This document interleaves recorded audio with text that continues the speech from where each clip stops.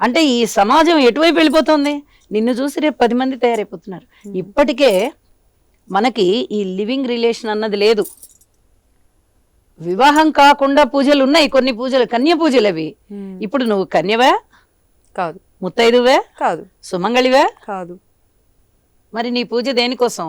నీ కన్యాత్వం పవిత్రంగా ఉండాలని కాదు, నీ సౌభాగ్యం వృద్ధి చెందాలని కాదు, నువ్వు ఏ కోవకి చెందని దానివిగా పబ్లిసిటీ అయిపోతుంది. 10 మంది నిన్ను ఇప్పుడు ఎలా మెచ్చుకుంటారు? నిన్ను ఏం చూసి మెచ్చుకుంటారు?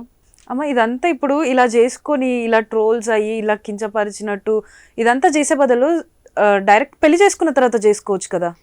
అంటే ఇప్పుడు లివింగ్ రిలేషన్లో ఉన్నాము అంటే నీకు నాకు ఇష్టమైనంత వరకే మనం కలిసి ఉంటాం. ఆ తర్వాత ఇంకా బ్రేకప్, మళ్ళీ ఇంకోళ్ళని చూసుకోవడమే.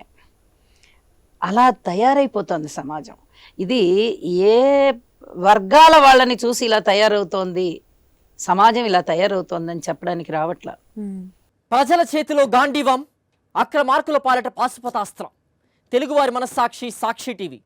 సాక్షి టీవీ ప్రసారాల కోసం వెంటనే మీ లోకల్ కేబుల్ ఆపరేటర్ని సంప్రదించండి.